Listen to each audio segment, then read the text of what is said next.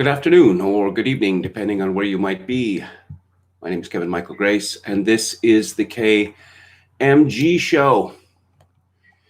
So, rest in power, Michael Reinoehl, rest in power. Begin with the story from the Daily Mail. I wouldn't say this counts as bad news. Sister of Portland Antifa gunman reacts to his death after he was shot dead by U.S. Marshals. As she voices concern he'll become a martyr and an excuse for more violence and protests. Antifa protester Michael Reinoehl was shot dead by U.S. Marshals on Thursday night in Lacey, Washington, which is quite close to Olympia, Washington, the state capital, which is arguably the wokest city in the world, and of course, home to Evergreen State College. Reinoehl was under investigation for the death of Patriot Prayer member Aaron J. Danielson during a protest last Saturday in Portland. Let's see. She said that in an emotional phone call, the sister of the alleged murderer and Antifa member said she was already bracing herself for the news of his death, but believed it would be at the hands of the right-wing group Patriot Power, whose member he allegedly shot dead last week. I wouldn't say at this point that this counts as bad news. It's just more news. Sounds like they weren't all that close. Honestly, I didn't expect it to be the police. I expected it to be the people who had a contract out for him. I was expecting the angry population of people who are out for blood. The bereaved sister said she was worried her brother would become a martyr and an excuse for more violence after the reported police killing. Now we've got two martyrs. That's how the two opposing sides are going to want to spin it.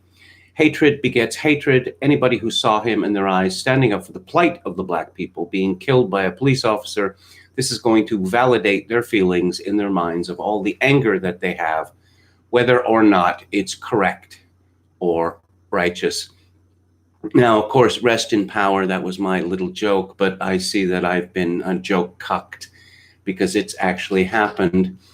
As the news spread of his reported killing at the hands of federal officers Thursday night, Antifa group Salish Coast Antifa tweeted, "Rest in power, Michael Forrest Reinoehl." The just as a direct action protest march was planned in Portland, 120 miles. Just like he reacted badly to the situation in riots, he was always impulsively letting the worst emotions guide his actions, and then he tried to rationalize afterwards. So I'm not surprised he himself killed. I'm surprised a police officer did it. Actually, with reference to Salish Coast Antifa, I'm a little confused here because we are told definitively that Antifa does not exist. There are many groups called be Antifa.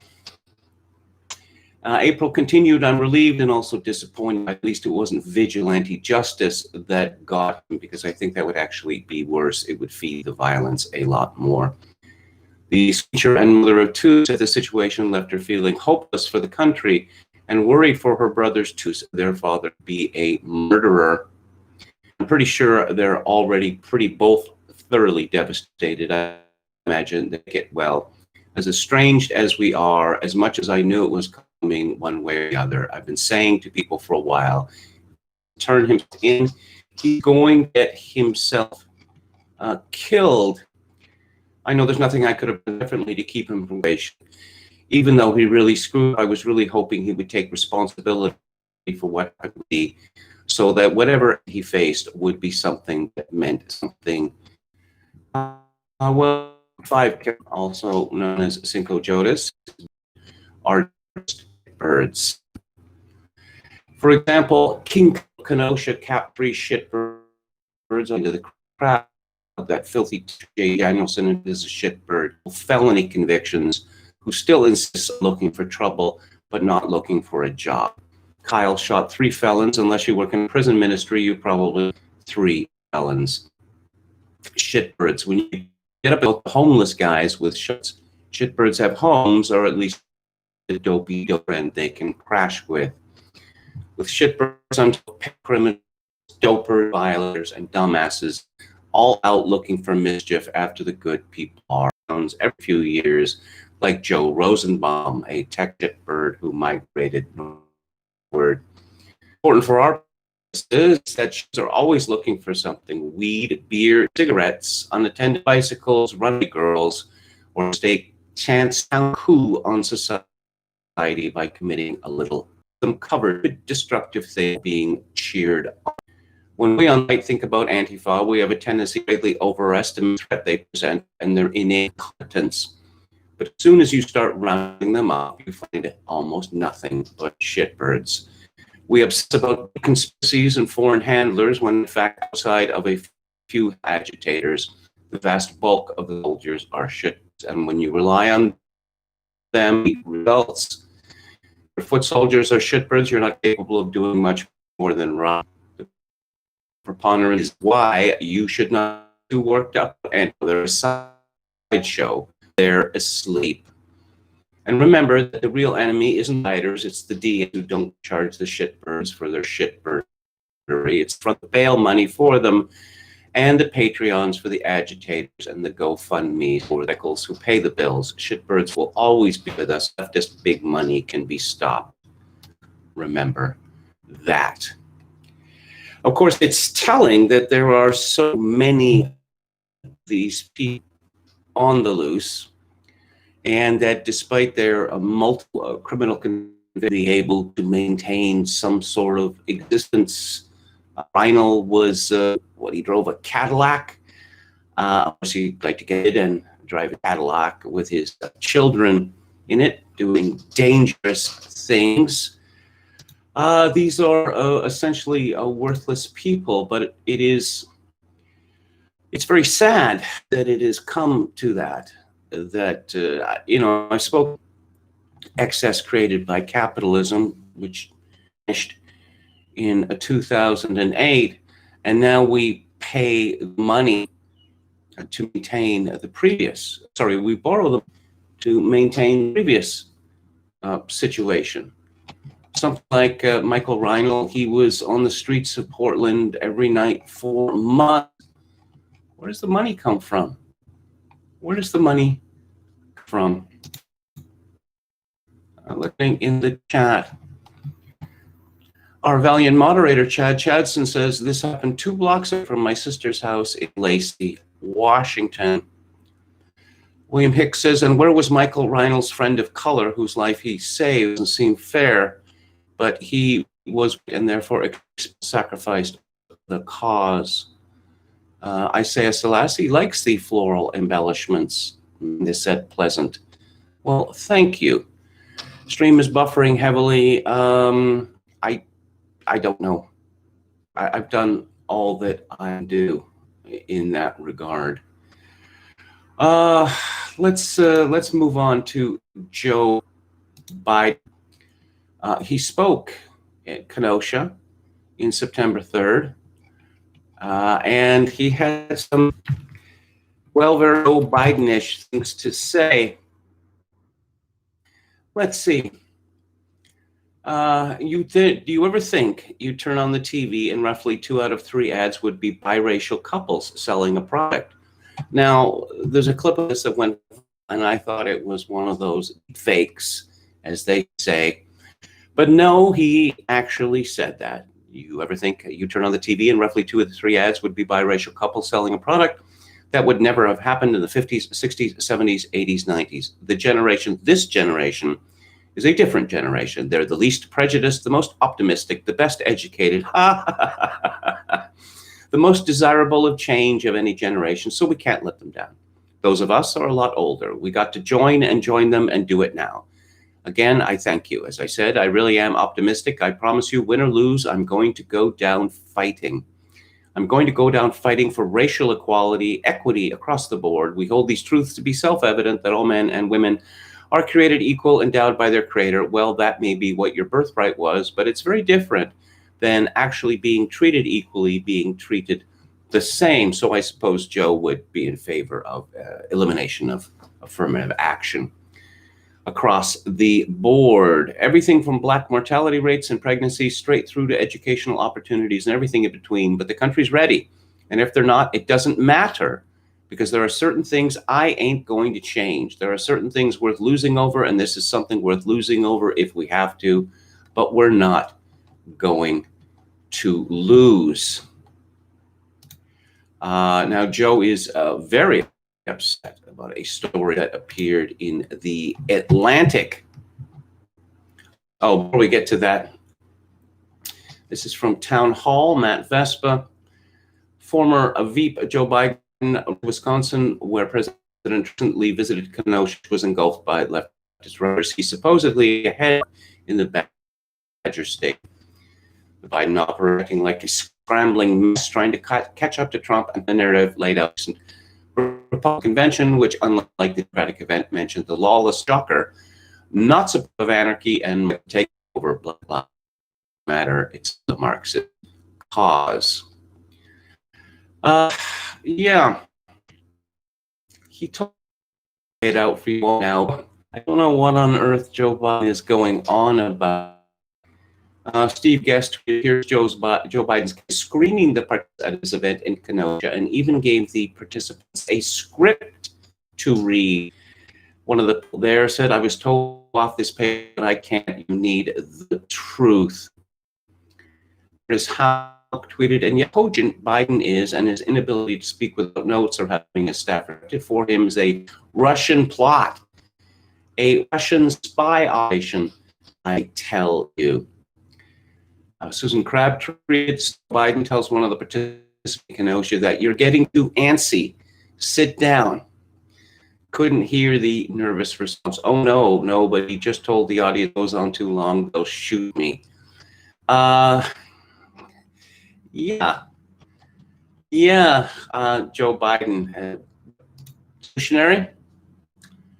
The Atlanta story that said that Trump hates military. He thinks they're a bunch of losers, etc., etc., etc. And Jeffrey Goldberg, the editor-in-chief of the Atlantic, rushed to defend his story from the usual tittle-tattle. Almost made up. But of course, Jeffrey has a very deep commitment to military, perhaps not America's military. Let's read Wikipedia here. Goldberg was born in 1965 to a Jewish family in Brooklyn. The son of Ella and Daniel Goldberg, whom he describes as very left-wing. He grew up in suburban Malvern on Long Island. He'd be called, being one of the few Jews in a largely Irish-American area.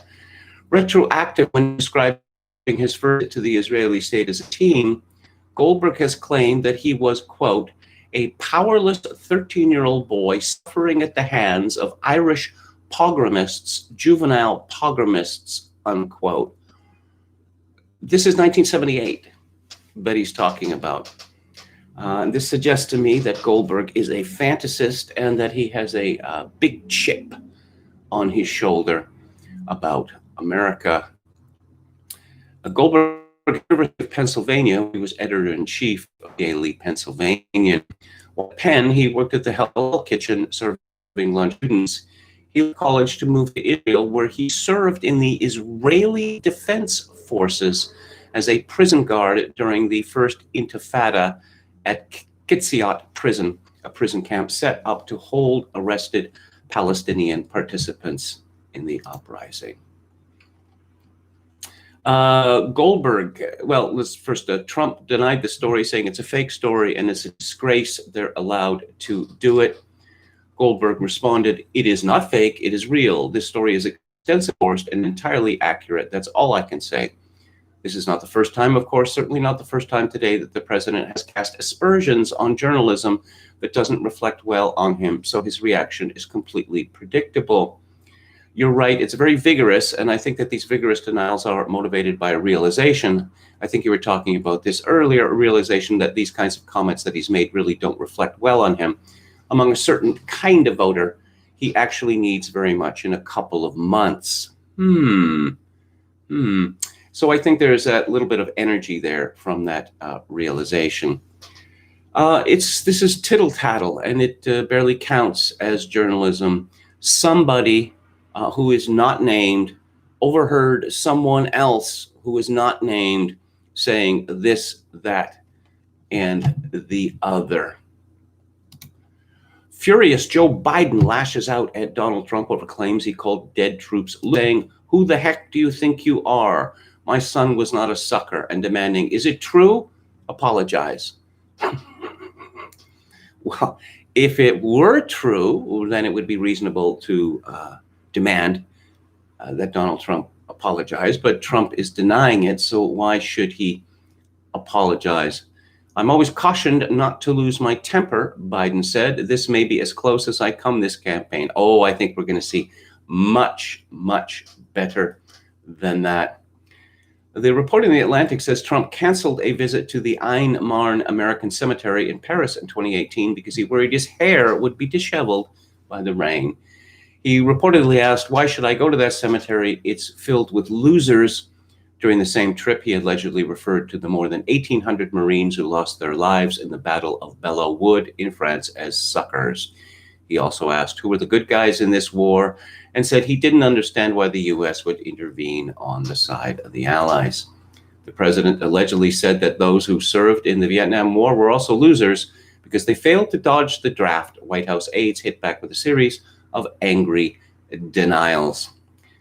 Aides circulated passage from former National Security Advisor John Bolton's book.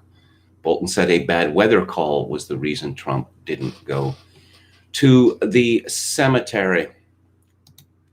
What's going on here? Why is this story coming out at this time? Why do these stories seem to be held back or concocted for maximum damage? If this was known 2 years ago, why wasn't it reported 2 years ago? Well, I'll tell you now. It's the same reason why we're seeing these polls showing that Donald Trump actually is not supported by the majority of American troops, because the Democrats are thinking about a coup in November. They are planning to steal the election. And when Trump does not go along with this, they are planning to get the military to remove him by force, if necessary. More on that in a minute. Trump responded, "To think that I would make statements negative to our military and our fallen heroes. It is a disgraceful situation by a magazine that's a terrible magazine. I don't read it, but I just heard about it. It's a total lie. It's fake news. It's a disgrace. And frankly, it's a disgrace to your profession," he said to reporters who did not expect him to speak after exiting Air Force One. Oh, you remember that fellow, that Muslim fellow who spoke at the 2016 Democratic National Convention, holding up his little book, "Pleased to be reading the Constitution"? Yeah, he's back in the news again. Nancy Pelosi. Yeah, the bitch set me up.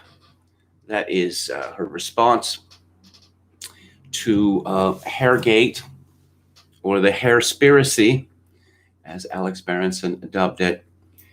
From Joel Pollack in Breitbart, salon owner Erica Kios told a Zoom press conference on Thursday that Speaker of the House Nancy Pelosi was lying to say she was set up, and said that she should apologize to America and to small business owners and workers struggling to survive. Pelosi was caught on surveillance camera attending Kios' salon earlier this week for a private hair appointment indoors with a stylist, Jonathan DiNardo. San Francisco and Alameda counties are still not allowing salons to reopen indoors due to going coronavirus restrictions. Pelosi was criticized for breaking rules her party created and failing to lead by example. A spokesperson for the speaker said she did not know she was breaking the rules and blamed the salon for the violations. On Wednesday, Pelosi doubled down, telling reporters she fell for a setup and that the salon owner should apologize to her. The Pelosi camp energetically pushed the idea that Kios had acted out of political motives, circulating a letter from an attorney for DiNardo that accused Kios of operating her salon at other times during the shutdown and of making vitriolic and incendiary comments about Pelosi. Pelosi's daughter, Christine, posted the letter on Twitter with the hashtag set up. On Thursday, Kios responded she denied that there'd been any setup, saying that Pelosi's assertion that she is a victim was set up was totally false and outrageous. She said that she had lost 6 months' worth of income due to the coronavirus shutdowns, but had allowed stylists to make appointments if they needed money. Choking back tears, Kios added, for the Speaker of the House of the United States to go on TV and falsely claim she was set up and publicly defame me and send out PR firms to spin more lies. Enough. But for Speaker Pelosi to frame herself as a victim under a total false narrative while small businesses and workers all over California, the state she represents in Congress, suffer and struggle just to survive is beyond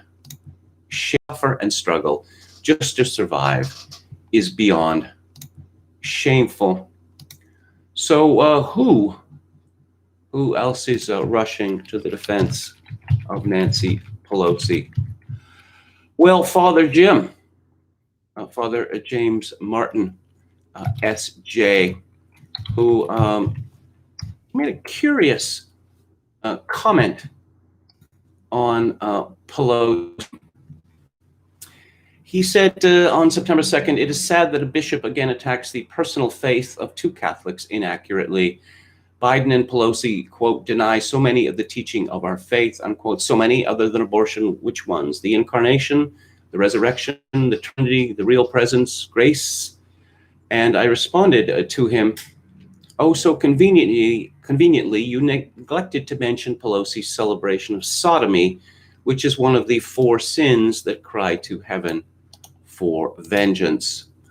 Of course, Martin, he is very fond of the gays and thinks that there is nothing in what they do that conflicts with Christian teaching. Now, the four sins crying to heaven for vengeance are willful murder, the sin of sodomy, oppression of the poor, and cheating workers of their wages. It's arguable that Pelosi and Biden are guilty of number 3 and 4 as well, oppression of the poor and cheating wage earners by their insistence on flooding America with immigrants and with H-1B workers that, can't have people having decent wages in America anymore, because that would mean that the 1% wouldn't get richer and richer and richer. It's a remarkable thing that's happened, of course, that Nancy Pelosi is supposedly the tribune of the people, and everything that she does is on behalf of the Chamber of Commerce types engaged in a ruthless race to the bottom. Not for them, but for everyone else. Let's see. Fox News contributor Judith Miller on Friday reacted to Speaker Nancy Pelosi visiting a salon to get her hair cut without a mask, seemingly a violation of the state's coronavirus shutdown orders. Since the video of Pelosi's salon visit was released this week, Trump and others have criticized Pelosi for appearing hypocritical as California remains shut down. That Miller agreed on FNC's American Newsroom with Pelosi that the House Speaker was set up, but she said she clearly made a mistake. Still, Miller said it is not in Donald Trump's place to talk about Pelosi's hair or her hypocrisy. Look, Nancy Pelosi clearly made a mistake because Nancy Pelosi has enough money so that she can have the stylist come to her own house. The issue of where to get your hair cut and colored is very, very important to women all over America, but it is not World War III, and it is not in Donald Trump's place to talk about Nancy Pelosi's hair. Don't get between a woman and her stylist. We've been hearing a lot about Jacob Blake Sr. recently. And who is he when he's at home? Well, he's the father of Jacob Blake Jr., who was apprehended during attempted kidnapping and resisted arrest and was reaching for a knife and was shot, 7 times, and he's now paralyzed below the waist. Jacob Blake Sr.'s his father, and he's a hero, apparently, because of the child he raised. Well, it's an interesting story from Breitbart on this, which begins with a instruction from management. The fact that Jacob Blake's father appears to have a long history of bigoted social media posts has no bearing on questions surrounding his son's shooting by police in Kenosha, Wisconsin. Nevertheless, since former Vice President Joe Biden has decided to meet with him during a visit to the town, his extremist views are newsworthy. Yeah, and he doesn't like Brussels sprouts, and he doesn't care about 9/11. And he really doesn't like the Jews. A Jew can't tell me shit, period. The same pink-toed Jewish people that control the interest rate control the media. They control minds and monies. The Jewish media picks and chooses who is a terrorist and is not. A cracker Jew, I don't know what that could possibly mean, can do whatever to a white woman for years, but let a jig try it. Oh dear, oh dear, oh dear. Warning for Jews in Pittsburgh, no warning for gunmen in Kentucky. And, he's a big fan of Louis Farrakhan, which of course is not a surprise. And he does not like Jesus Christ. And he tweeted a picture of a portrait of our Lord in a toilet bowl. But according to Jennifer Rubin, Jacob Blake Sr. gave powerful witness to the kindness and empathy of Joe Biden and Kamala Harris. Why is this guy everywhere? Is this the best they can come up with? According to Revolver, Transition Integrity Project, is this Soros-linked group plotting a color revolution against President Trump?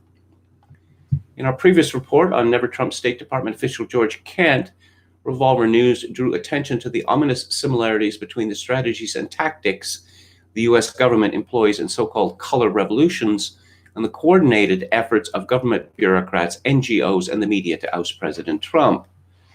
The follow-up report will focus specifically on how the contested election scenario we are hearing so much about plays into the color revolution framework, indeed sowing doubt about the democratic legitimacy of the target and coupling it with calls for massive, mostly peaceful demonstrations come straight out of the color revolution playbook.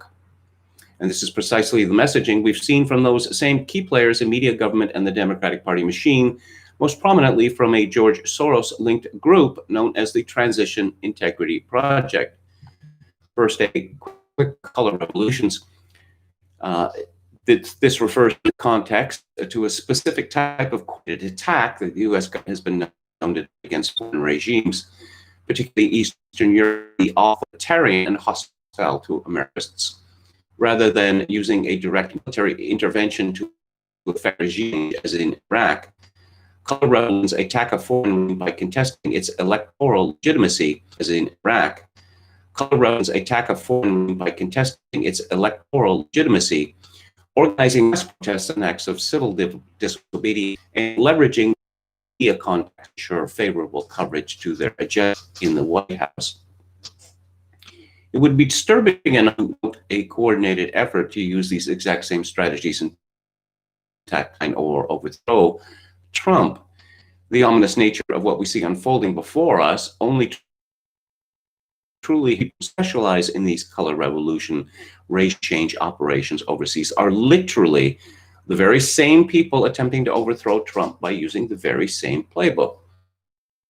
As a key component of the domestic color revolution against Trump, we can encapsulate our thesis at Revolver with the simple remark that black is the new orange.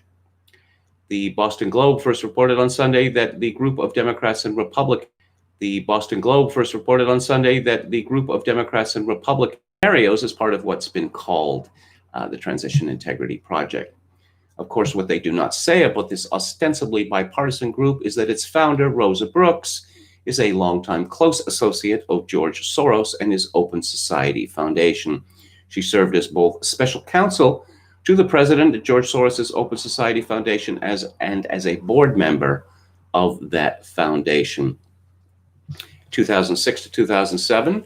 Brooks was special counsel to the president of the Open Society Institute in New York. Brooks was special counsel to the president of the Open Society Institute in New York. She also served as a consultant for the board of the Open Society Foundation.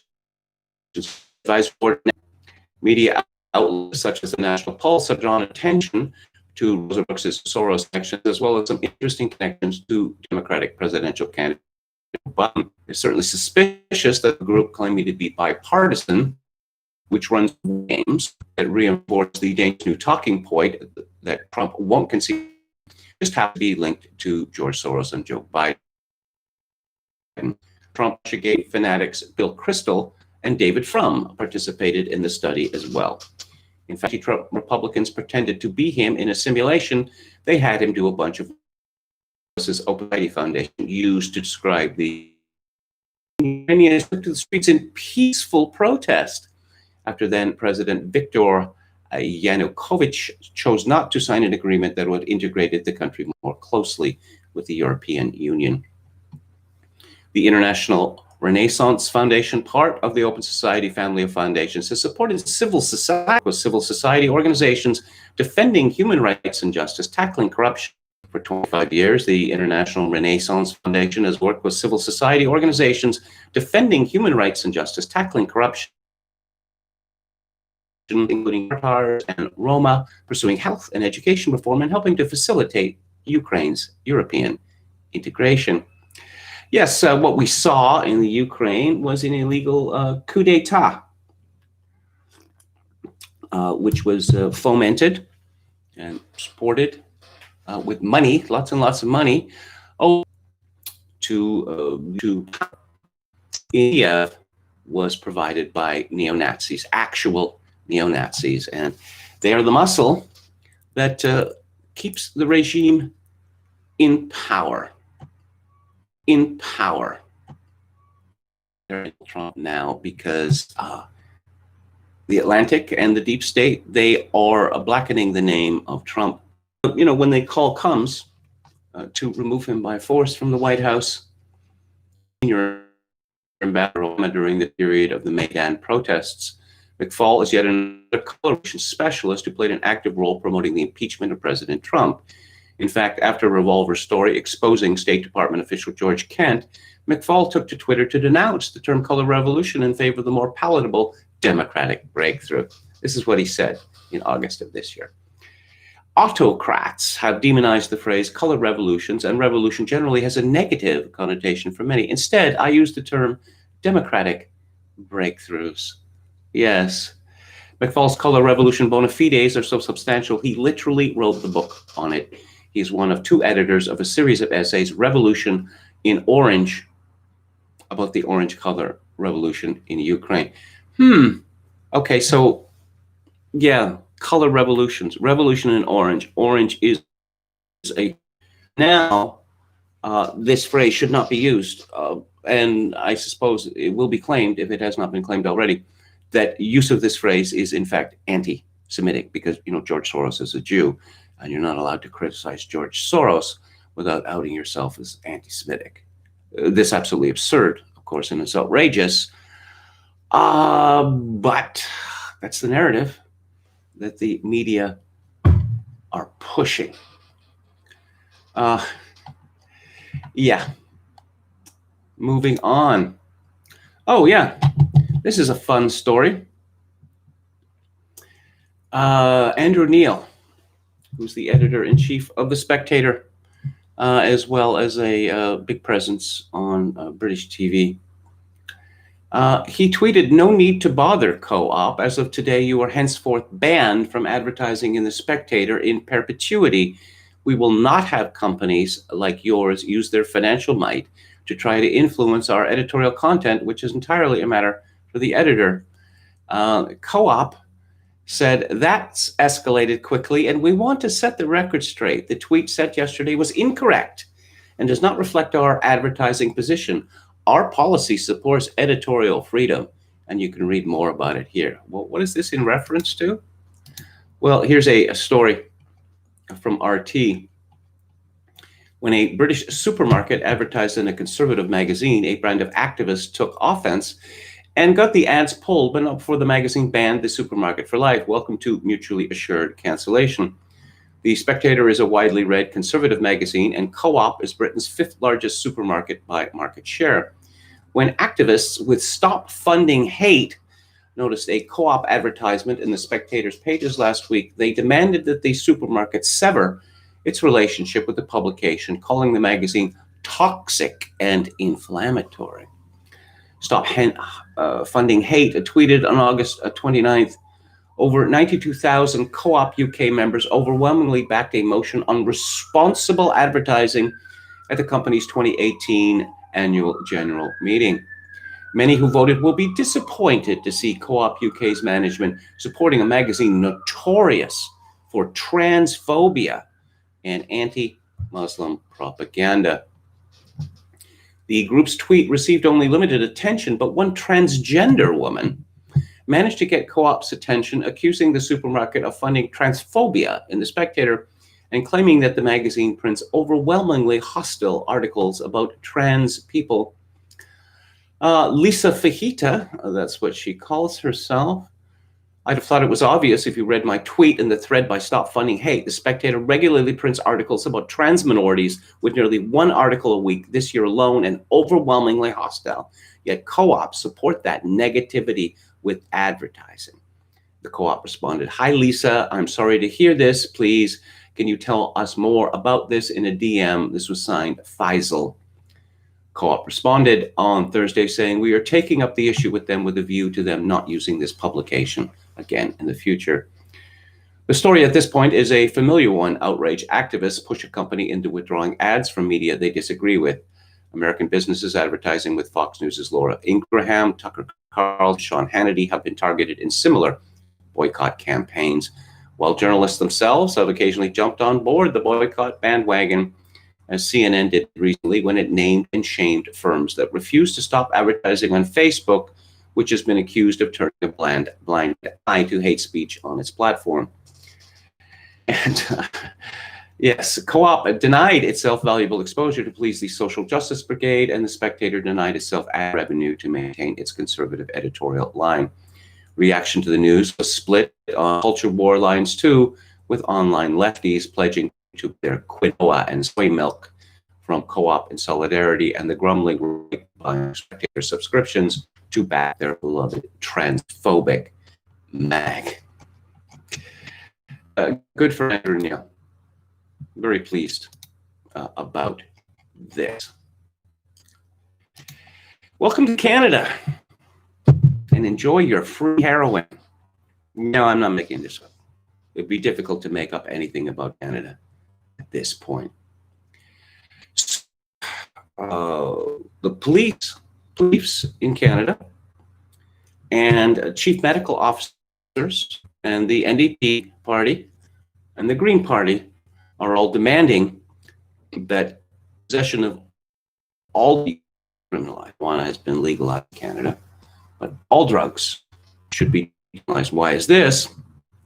Record numbers of people keep dying every month of drug overdoses. Yeah. So we have too many people dying of drug overdoses. So the solution is to make it easier for Canadians to get drugs. Which reminds me, how long has this harm reduction nonsense been going on in Canada? Decades now. You don't want to be mean to the druggies, despite the devastation that they're responsible for. No. And harm reduction was supposed to result in a wholesale reduction in the number of overdose deaths. But instead, we have got the opposite. Let's see, from the CBC, Prime Minister Justin Trudeau would not back decriminalization of drugs as a public health response to the country's escalating opioid crisis, insisting on Wednesday that the approach, while raised as an option by advocates and medical officials across the country, is not a silver bullet solution. Trudeau is facing renewed pressure to decriminalize the possession of hard drugs, as officials in several provinces, including BC, Ontario, and Alberta, say they are grappling with an increasing number of deaths related to the toxic drug supply and the COVID-19 pandemic. Sure, blame everything on COVID-19. The Prime Minister was firm on his stance on the policy in an interview with CBC on Wednesday, saying the government is prioritizing other options, such as greater access to a safe supply of opioids. I think in any crisis like this, there's not one silver bullet. We're prioritizing the things that are going to make the biggest difference immediately, he said, citing Ottawa's plans for ensuring a safer supply of drugs. The opioid crisis is much more than a health issue. It's much more of a health issue than a justice issue. Well, yeah, of course it is. Many illegal drugs have been found to contain the opioid fentanyl, a substance up to 100 times more toxic than morphine. According to the BC Ministry and Mental Health and Addictions, it is one of the reasons why today's illegal drug supply is so unpredictable and highly toxic and a major part of the overdose crisis facing the country. BC Mental Health and Addictions Minister Judy Darcy said Wednesday that while she hadn't heard Trudeau's comments directly, the provincial government will continue to engage with the federal government. The position of our government has been from the beginning that addiction is not a moral issue. Addiction is not a character failure. Addiction is a health issue, and it should be treated that way. Is that how they treat cigarette smoking? No, they don't. It is treated as a moral issue for some strange reason. Darcy said the province is working with federal officials on increasing access to safe supply. When asked what the province can do on its own to decriminalize, Darcy said pilot programs are underway in Vancouver, Abbotsford, and Vernon and showing really good results. In Abbotsford, Darcy said police are teaming up with peer support workers. Instead of criminalizing people who have small amounts of drugs for personal use, she said the teams connect them with healthcare, mental health, and addiction supports. We believe that's the way to go. Yeah. Britain used to regulate heroin addicts. In fact, the government provided free heroin for registered heroin addicts. Ginger Baker, who was the drummer with the bands Cream and Blind Faith, he was a registered heroin addict, and this program was dropped. Why? Well, the junkies were very pleased to get their free heroin, and then they did what they normally do, typically, theft and robbery, to get the money to buy even more heroin. Last week, the federal government announced it would be spending more than $580,000 on a new project to offer a safe supply of opioids in Toronto. We are moving forward aggressively on ensuring a safer supply to be able to prevent people from having to get this terrible, terrible carfentanil into their systems. This is a significant step. And this is what we've moved forward on without having to take the step to decriminalization. Okay.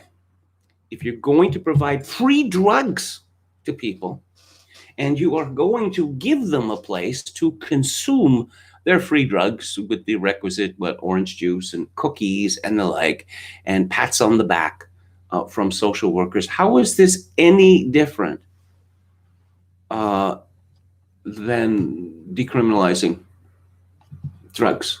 How is it any different? I guess Trudeau doesn't want to be seen as the prime minister who said, it's free for all for drugs in Canada, but it essentially is a free for all with drugs in Canada. There's people actually being arrested, people actually being imprisoned for this. No, and this is one of the reasons why the cities of Canada are increasing, the downtowns especially, are increasingly becoming hellholes.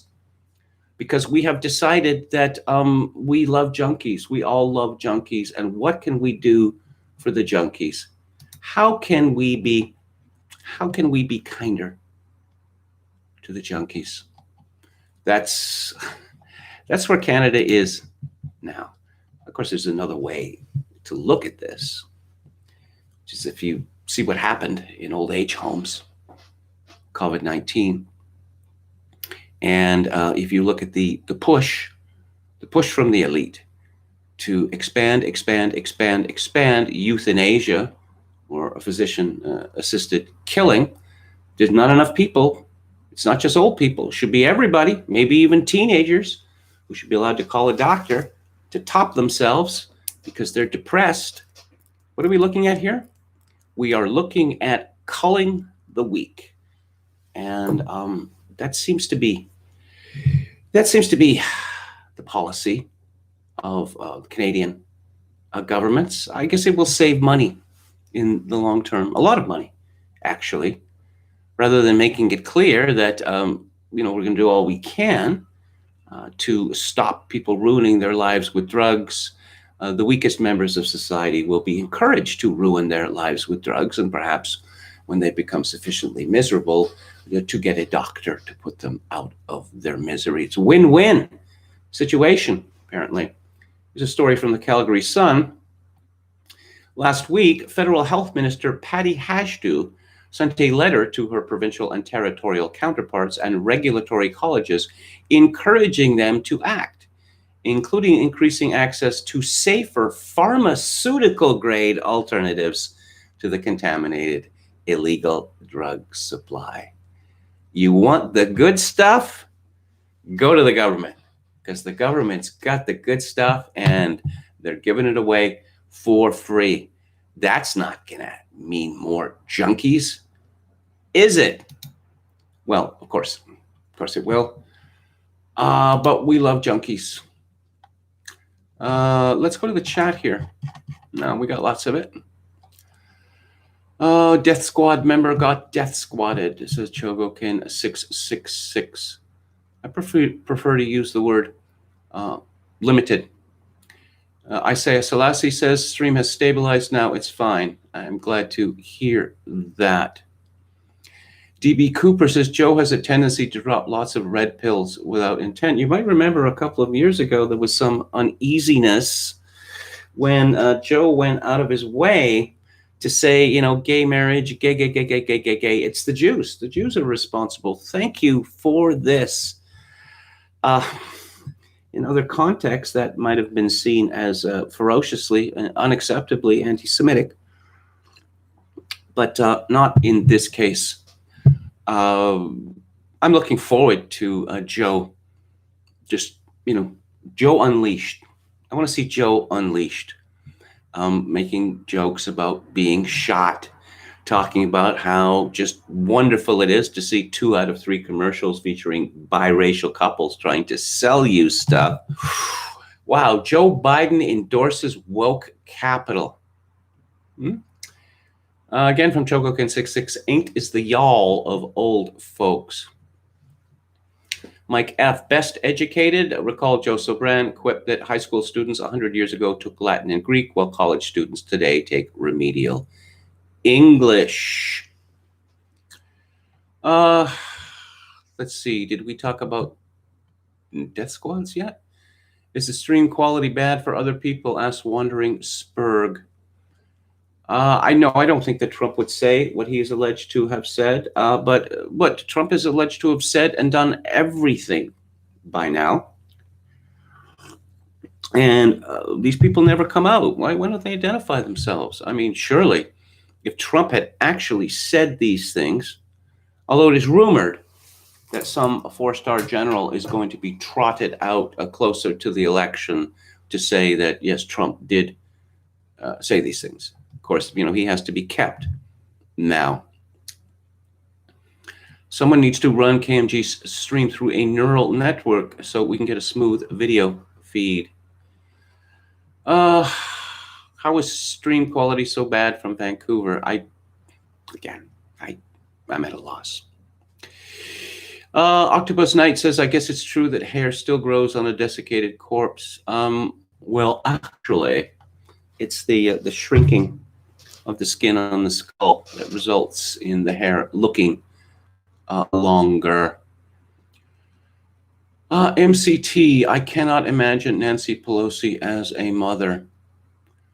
I don't know. I just, I read years ago that apparently haters have a tendency to live long lives because they wake up in the morning and, they have a purpose in life. And I look at someone like Nancy Pelosi and, okay, she was speaker, then she lost that, determined to get it back. She's not going to retire.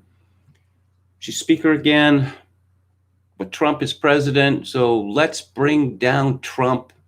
Let's just, You know, instead of saying, look, I made a mistake, I got it wrong, I'm sorry, just going to the bitch set me up. Wow. Nancy Pelosi has 5 children, Jim Smith points out. Deborah says Nancy is innocent. She is devastated by senility. Well, there are many videos, and not all of them are doctored, showing, let's say, feebleness of mind. Nancy Pelosi. Octopus Knight says, I'm guessing Jacob's dad wasn't comfortable being interviewed by a homosexual. I suspect that's where the inscrutable Brussels sprouts reference came from. The homosexual being Anderson Cooper. Tom Anderson says, it seems like they're going to skip the color revolution and go straight for military coup. I don't know. I wouldn't put it past these people. I wouldn't put anything past these people. Of course, they have made the mistake of pretty much handing their playbook to Trump and his administration. It is a foolish thing to do. John S. wondering if KMG is using a direct Ethernet connection. I am using a direct Ethernet connection. Eternal Fisherman, Rubin is the single most nutty U.S. journalist I heard of. Be very careful about what you say about Jennifer Rubin, as I found to my cost when I was suspended from Twitter for, a few days, forced to remove a post in which I called her a warmonger. So be careful. Let's see. How crazy are things going to get come election day and in the following weeks, months? Impossible to say. And I'm not very good at short-term predictions. Too many variables. I'm just, we have it from Bill and Hillary Clinton that Biden should refuse to concede. And we keep having this, military metaphors being used, sandbags in the White House, et cetera, et cetera. They're not hiding it. And this transition integrity program, it's clearly a setup.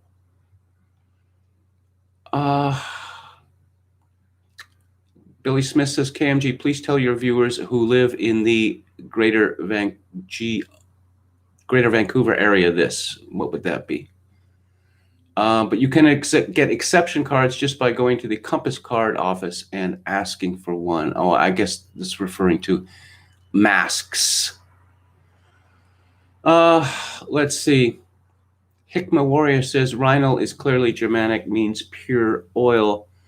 Wandering Spurg, they're just going to do it anyway. Married couples are going to cheat anyway. Junkies are going to shoot up anyway. It's not tactical nihilism, it's strategic nihilism. It's funny that, obviously there's always been a problem in prosecution of rape cases because a lot of the victims are so traumatized or embarrassed by what happens that they do not want to testify. But it's funny that the people who want all drugs to be available to all people are not saying, come on, rape happens. What are you going to do about it? Of course, burglary and theft, mugging, they happen. And I guess there's nothing that can be done about that. Not anymore. Theodore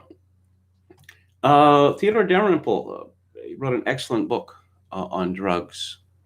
And he informed me of something that I didn't know because I'd been led to believe the opposite.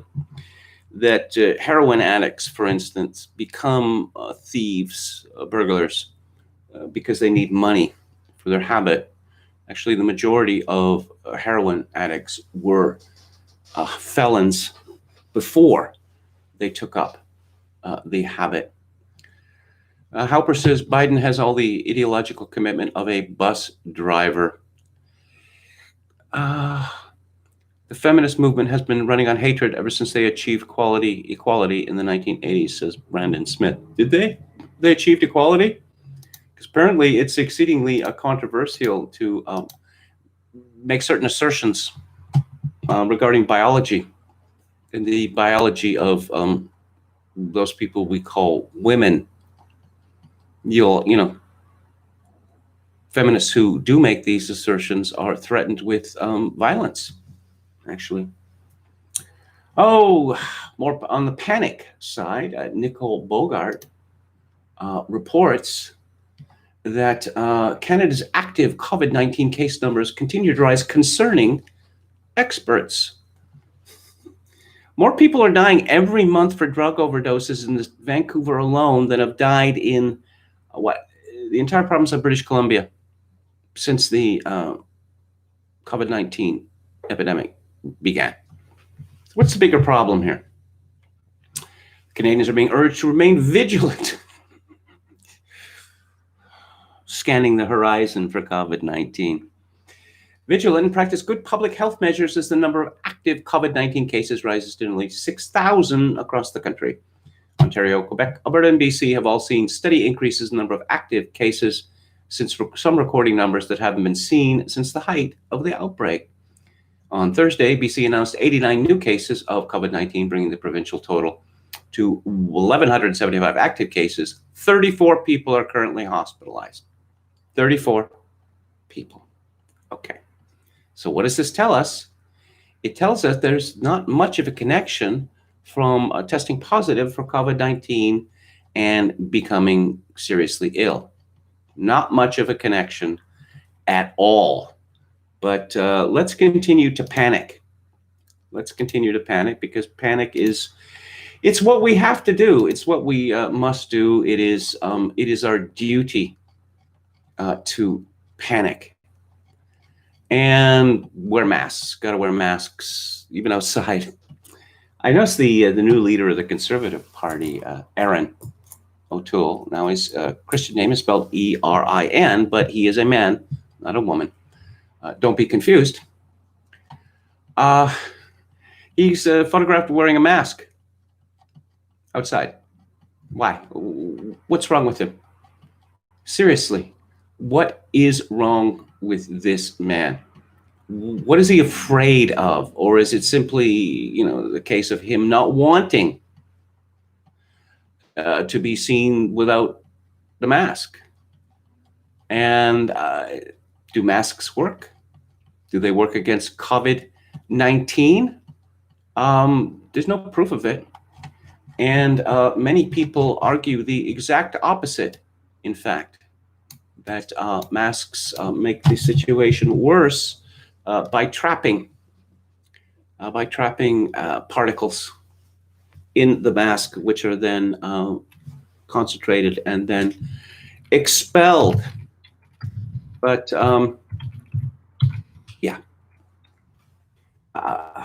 it doesn't matter, It's simply a question of complying with the authorities, of bending the knee to our new authoritarians.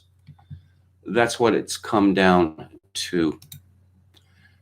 Jim Kunstler writes about COVID-19 with regard to public education.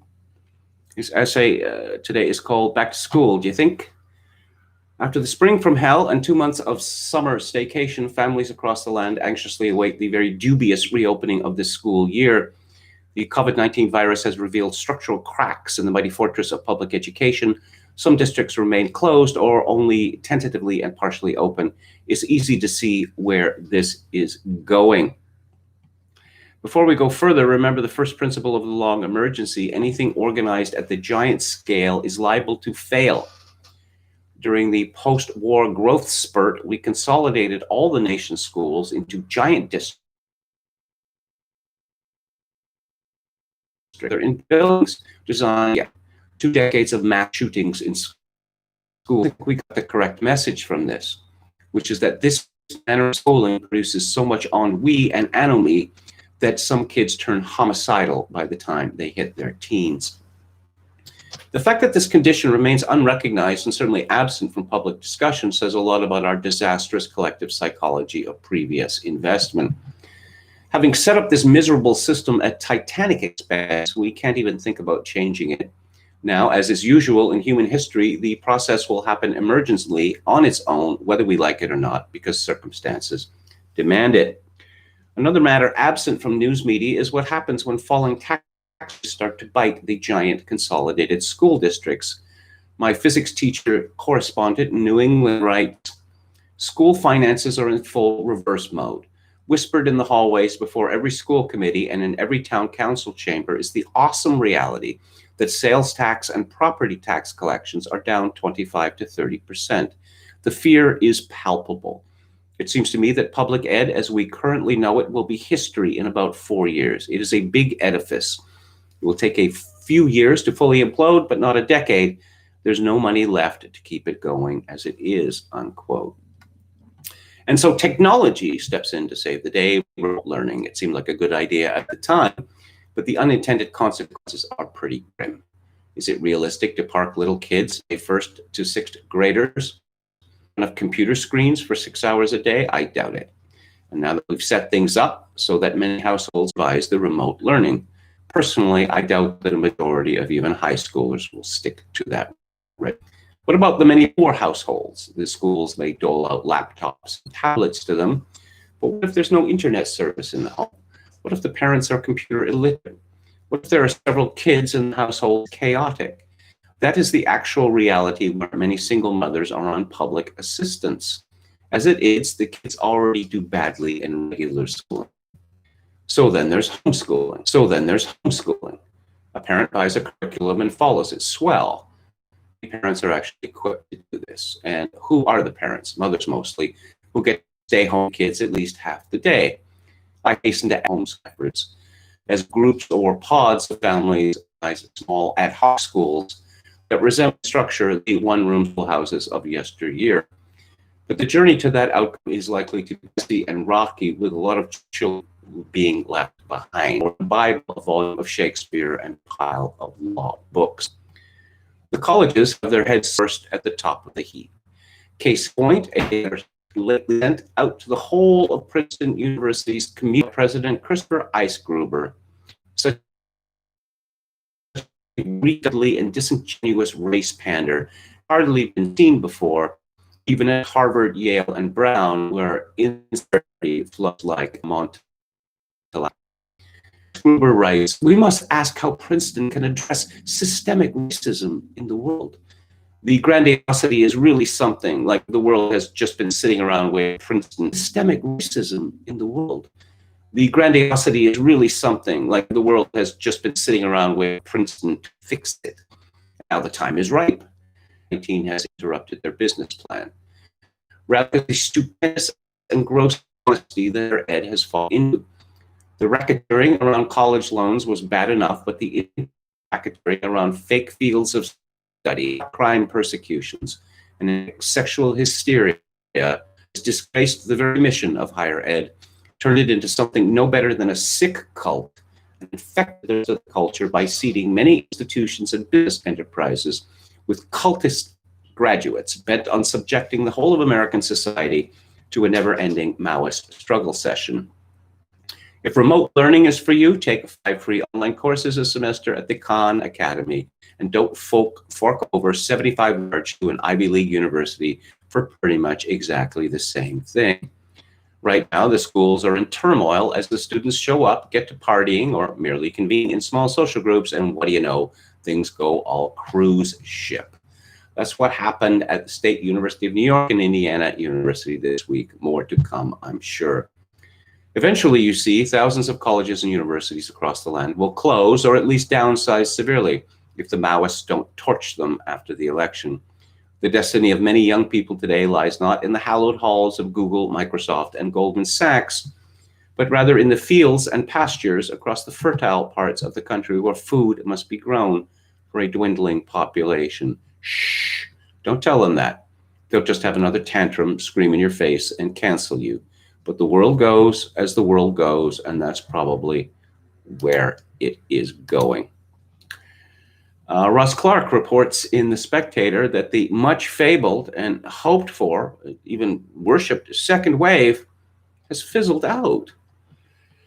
As the COVID second wave already ran out of steam as of July the 9th, just when Britain was reopening the hospitality sector and other businesses, the World Health Organization announced that the pandemic was accelerating. Much of the coverage in Britain also implies that we are possibly in the early stages of a second wave, but that talk is lagging behind the data.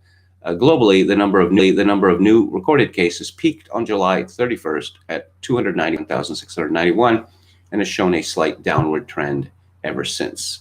In terms of deaths, they peaked at 8,502 on April 17th and have also been on a slight declining trend ever since. On the worst day in the past week, September 2nd, 6,312 deaths were recorded. Most of the worst affected countries are now showing downward trends in both daily cases and deaths, including the US, Brazil, Russia, Peru, Colombia, South Africa, Mexico, Chile, and Iran. Among the top dozen worst affected countries, only India is now showing an upward trend in deaths. Spain and Argentina are showing slight upward trends in new cases, but not deaths. History may eventually record that there were three phases to COVID-19, an initial wave in China and the Far East, a much bigger wave in Europe, Canada, and the northern United States, peaking in April, and a third wave which afflicted the Americas and the southern United States, which peaked in July. That may suggest that the potential for further waves of the disease is limited, and that activity may, from now on, be restricted to relatively minor eruptions in countries which have already been struck by the virus and where the population, to an extent which we don't really yet know, has acquired some degree of immunity, which is a good thing, right? That's what we used to think. Alex Berenson is not very pleased with Dr. Anthony Fauci, who says, what does he say? Hoo boy, Dr. Fauci has some advice for us. SARS-CoV-2 is just the beginning. We're in a pandemic era now, friends. What's the solution? Living in greater harmony with nature. Ooh, I like harmony. I like nature. Tell me more, Doc. Specifically, Fauci had this to say. Living in greater harmony with nature will require changes in human behavior, as well as other radical changes that may take decades to achieve, rebuilding the infrastructures of human existence from cities to homes to workplaces to recreational and gatherings venues. In a human-dominated world in which our human activities represent aggressive, damaging, and unbalanced interactions with nature, we will increasingly provoke new disease emergence, unquote. Sounds like human domination is the real problem here. COVID-19 should force us to begin to think in earnest and collectively about living in a more thoughtful and creative harmony with nature. Fortunately, Dr. Fauci can lead the way. I believe this is known as mission creep. There are other words for it too. But see, if COVID-19 turns out to be a test-driven little bit worse than a bad flu year, what then? Maybe we won't need to redesign all of human existence because some 79-year-old bureaucrat wants us to? Just spitballing here. The Prince of Wales, Prince Charles, agrees with Dr. Fauci, which is not a good sign. Not a good sign at all. But we're hearing this. You know, the climate emergency, climate extinction people are quite pleased with COVID-19 because it's wrecked the economy, and they always wanted to wreck the economy. It hasn't been wrecked enough for them. Supposedly, we're going to transition into a green economy, which is miraculously going to revive the economy, because we're going to be borrowing billions, trillions of dollars in order to construct infrastructure that there is no evidence actually works at scale. Keep that oil and gas in the ground. Keep that coal in the ground. Never mind that there is a tremendous infrastructure, which everyone understands, which converts oil and gas and coal into heat and energy. Never mind that. We're just going to put this aside because global warming. Yeah, this is absolute madness. And of course, when Anthony Fauci talks, about this modesty, they leave out the part of a Malthusian die-off, because that's what we're dealing with here. Because there's two scenarios here. We can make, say, North America poor as Africans, or we will not have the wherewithal to feed Africa, because that's what we've been doing essentially since the 1980s. Agriculture has been developed in Africa because of all the free food. It can't compete with free. If the food exports from to Africa stop or significantly reduced, millions, tens of millions, hundreds of millions of people are going to die, perhaps billions. But yeah, that's the part that they don't want to talk about. Let's see, reporter here. Welcome to Circle K Stores Together. This is from Chris. What kind of dude harasses the same man who puts his dog in a mask for his avatar photo? Because dogs love masks. And finally, from Alex Berenson, serious question. Why does Anthony Fauci, a division-level bureaucrat whose day job includes the word allergy, think his now includes redesign all of human society? And how monstrous must his ego have become for him to be willing to say so publicly? So, news, down skeptics, herd immunity closer than that more people may have immunity to coronavirus and show up as standard antibodies, getting more oxygen by the day. And when epidemic often in decline when 10 to 20 antibodies, why the epidemic is considered Sweden, and why countries that are lifting restrictions are seeing no second epidemic. The British Medical Journal added its voice to those arguing that population immunity. So how are the how are they taking COVID-19? That's, we often lose sight of the really important things. And I think the of our celebrities, well, there's nothing more important than that. Bella Hadid, who I guess is a model in family, is a model in family models or something like that. And I read a lot of this stuff. This is from People magazine. She wears a statement shirt that says, "Okay, hand over the cure and stop playing," in New York City on Thursday. And I suspect many who believe that there is a vaccine, even a cure for COVID-19, which is selfishly being withheld at the demand of Donald Trump. And Reinhardt, the good-looking young star of Riverdale, her show is going back into production, which means the horror of moving to Vancouver. One can understand why she is in such a foul mood.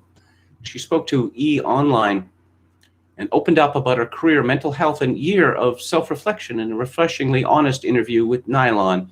She also kept it real when discussing her return to the CW set in Vancouver. I genuinely feel like a prisoner going back to work because I cannot leave Canada. That doesn't feel good.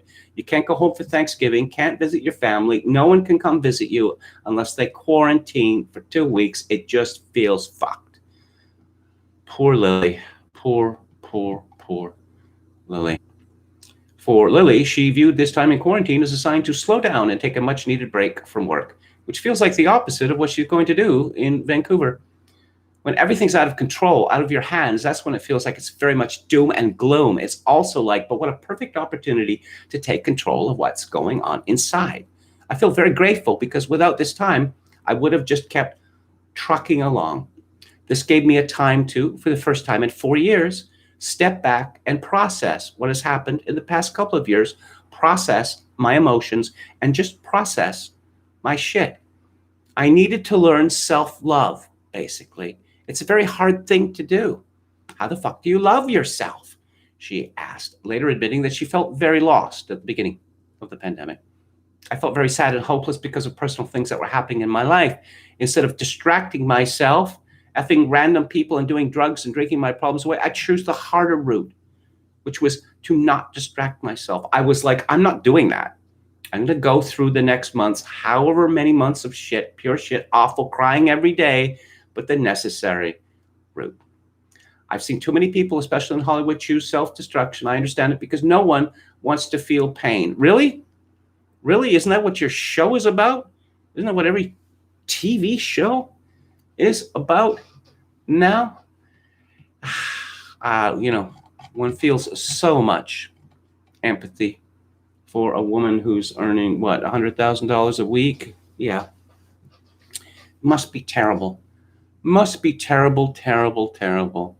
I'm looking at the North Shore Mountains here. It's a very nice day here at the beginning of September. But, you know, one understands Lily's fear of being imprisoned in the hellhole that is Vancouver. Stop processing, says YT. Jonathan Paul says, hi, hello, Professor. Debrea says, heading out for a drink. Cheers, y'all. Enjoy your weekend. YT, I wish these empty people stopped opening up already. Octopus Knight says, a diverse society is like a diversified portfolio. If one group fails to be profitable, the powers that be can just sell them off and reinvest in a different one. This is why diversity is strength. Oh, okay. Let's see, Brandon Smith, anything to defend the acquisition of government funds coming into the household must defend a narrative. It's a single mother influence thing. Deborah says, some Antifa boys went inside the wrong bar last night, all military black dudes. It was very quiet for 10 minutes. LOL. Let's see. Someone assaulted a soldier in Buffalo. Soldier manhandled his ass. Now it's a scandal. Of course, white bystanders berated him and blacks got aggressive. Okay. If Biden wins, the coronavirus pandemic will end the following day, says Tom Anderson. I've heard that. I don't know that it's true for the reason that people have become addicted to panic. And the authorities have really become addicted to this power that they have.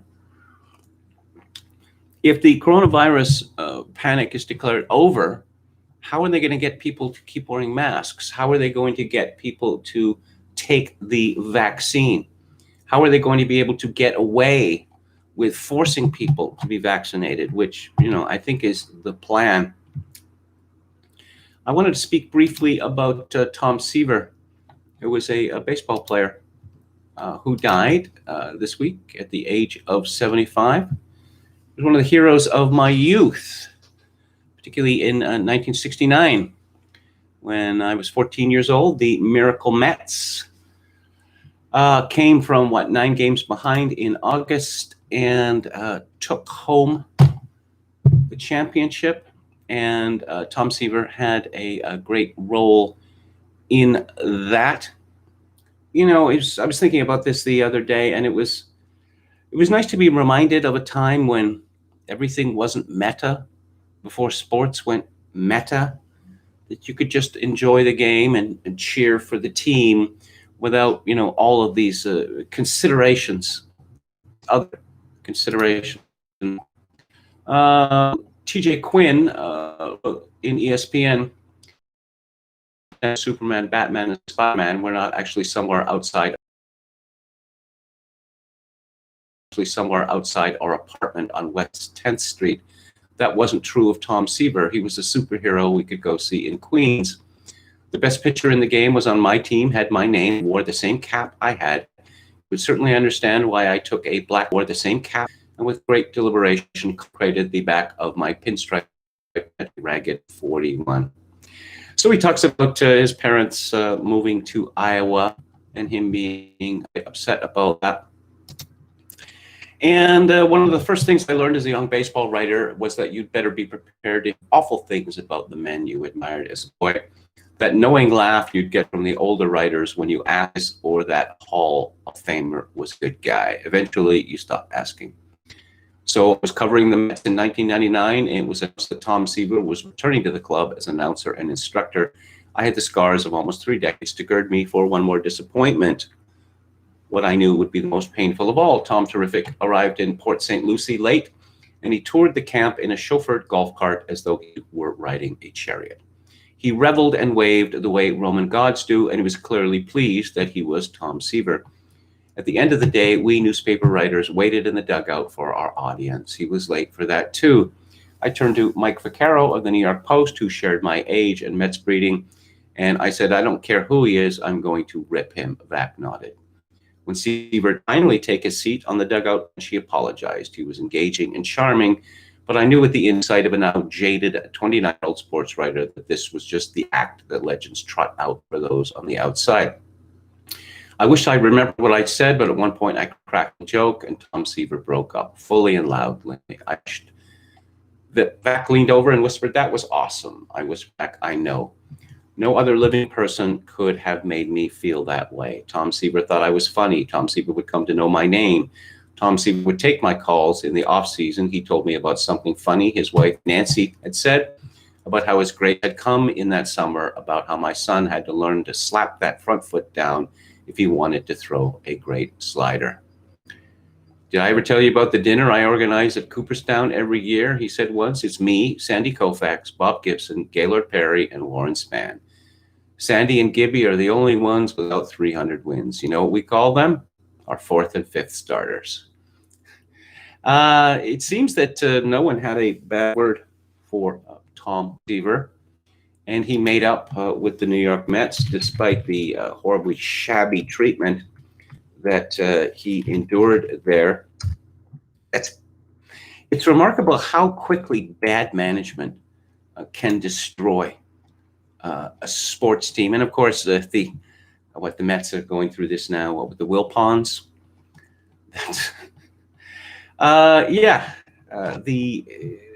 Seaver transformed the Mets. He started in 1967. He pitched 11 years there, and they didn't want to pay him what he was worth. According to Wikipedia, by 1977, free agency had begun and contract negotiations between Mets ownership and Seaver were not going well. Seaver wanted to renegotiate his contract to bring his salary in line with what other top pitchers were making, but chairman of the board, M. Donald Grant, who by that time had been given carte blanche by Met management to do as he wished, refused to budge. Longtime New York Daily News columnist Dick Young regularly wrote negative columns about Seaver's greedy demands. As for Seaver, he attempted to resolve the impasse by going to team owner Lorinda DeRolay, who, along with general manager Joe McDonald, had negotiated in principle a 3-year contract extension. But before the contract could be signed, Young wrote an unattributed story in the Daily News saying that Seaver was being goaded by his wife to ask for more money because she was envious of Nolan Ryan making more money with the California Angels. Upon being informed of the story, Seaver informed DeRolay that he immediately wanted out and asked McDonald to immediately trade him. In one of 2 trades that New York sports reporters dubbed the Midnight Massacre, the other involved struggling outfielder Dave Kingman, Seaver was traded to the Cincinnati Reds at the deadline for 4 people that you have never heard of. Seaver went 14-3 with Cincinnati and won 21 games that season. And he continued to pitch until for almost a decade. He won over 300 games, which now is a feat that is considered impossible. It's now considered, I don't know, how many pitchers now are going to pitch more than 200 innings? I don't really understand how this has happened. Oh, no, we can't wear them out. We can't wear them out. We can't wear them out. Well, Fernando Valenzuela certainly got worn out in a hurry by Tommy Lasorda, but there's some people who are Iron Men, and Tom Seaver was one of them, and this used to be rather common in baseball. No, we can't risk them by keeping them in the game. And oh yes, this pitcher, he went 5 innings. That's pretty impressive these days. But yes, David Schoenfield writes in ESPN, 51 years later, it might still be the greatest baseball story ever told. That is the Miracle Mets of 1969. And of course, I remember when the Mets started in 1962, and they won 100. They lost 120 games. And in the following seasons, they lost 111, 109, and 112. And it's difficult to imagine how miserable that must have been. Of course, it was, you had to win the pennant in those days. And there weren't all the various ways of getting into the postseason that they are now. So there's a few words about the great Tom Seaver, who, as I mentioned, I don't know, he's he was a handsome white guy, like Jack Nicklaus. And no, we can't have that anymore. Those aren't the kind of heroes that the media has decided that America must have. So let's look at the Anne Run says, Kevin, what percentage of Canadian boys your age liked and followed baseball? How popular was it compared to the NHL? It was pretty popular, but nowhere near as popular as the NHL or the Canadian Football League. In the 1960s, the Grey Cup, which is a championship game, it used to be held on Saturday. And there was a parade, the Grey Cup Parade. It was a national institution. It was like a Grey Cup Day was like a national holiday in Canada. But I don't know, by a decade later, essentially the CFL had become like junior varsity NFL. It just been, look at the people who came to the CFL, in its glory years. College stars would often pick a Canadian team, Jackie Parker being one, Joe Theismann being another, many such examples. Of course, the 1969 was the first year that Canada had a hockey team, the Montreal Expos, and they won their first game, which was against the Mets. It was 11-10. It was a wild game. And then later the Blue Jays came along. Since the demise of the Expos, which I don't want to go into just how scandalous this was, the Blue Jays are Canada's team, and I gather that in Seattle, well, back when fans were allowed to attend the game, they're rather sick of the fact that when the Blue Jays play in Seattle, there are more Jays fans in the stands than Mariners fans. But the Mets got Pat Zachary and Doug Flynn for hard to resist that trade. Alper says Seaver was one of those super long-lived pitchers who have 2-decade careers. Enron says Seaver won his 300th game with the White Sox in one of the ugliest uniforms in the history of sports. Yes, that's what happened. That's what happened in the 1970s. It was decided that all the uniforms must be hideous and all of the stadiums must be hideous. Let's just play in a big bowl, with concrete. I'm going to put a rug over the concrete. Yeah, let's do that. Thankfully, they're back to playing on grass again in baseball. Glib Medley, only pitchers who wear face masks are allowed to pitch more than 5 innings. So Halper says some Dodger fans say Lasorda rode Fernando Valenzuela too hard and ruined his arm. That's certainly my understanding. Jim Bowden says, hi, KMG. I love waking up here on Australia on a Saturday morning and seeing that someone can live stream from a funeral parlor. Well, you're gonna keep writing that. You're gonna keep writing that, aren't you, Tom Anderson? KMG, what do you think about the mainstreaming of profanity? Of course, it has always been prominent in locker rooms and newsrooms, but it was kept out of public discourse and polite company. Well, this started to change in the 1960s because it was this decorum. Decorum was killing. It was killing people. It was suffocating them. That we can't tell the truth. We can't express how angry we are because of your old man's rules about language. And of course, the same people who have for decades worked to destroy all standards of decorum in society they're just terribly upset about Donald Trump. They're so terribly, terribly upset. Donald Trump says what he thinks. He doesn't hold back. And for decades, we were told, no, that's what we want. We don't want weasel words. We want emotion. We want what's real. Yeah. Glib Medley says, I don't see anything wrong with baseball players spitting, Les. They used to smoke in the dugout. Roger Maris was smoking 5 packs a day in the season that he hit 61 home runs. which is quite remarkable. Emmett Kelly-Zur says the Bowl Stadium started in the 60s. Yes, Cincinnati, St. Louis, etc. They're just such grim, depressing places. Just, part of the appeal of going to the ballpark was the ballpark itself. And obviously Fenway in Boston has all manner of problems.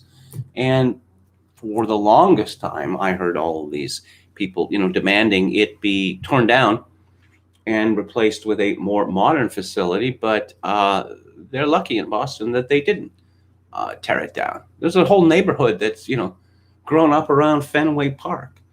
That, people go to Fenway even when the Red Sox are having a bad season. Well, they would be going this year, but of course, I see these clips, these baseball clips on YouTube or ESPN, and they have the fake fans, which is just so childish and depressing.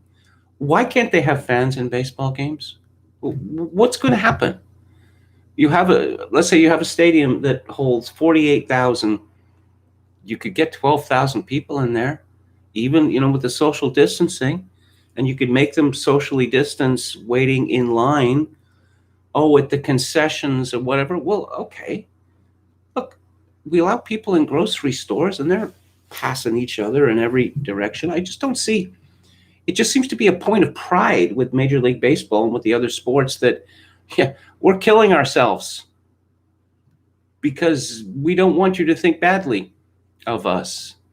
You see walk-off wins, and the Jays have had a number this year. And one of the things that makes walk-off wins so exciting is the roar of the crowd, and we can't have the roar of the crowd. I'm moving on now to the book club. And this is a very delightful book, or series of books, actually. It's called The Once and Future King. And it comprises several volumes.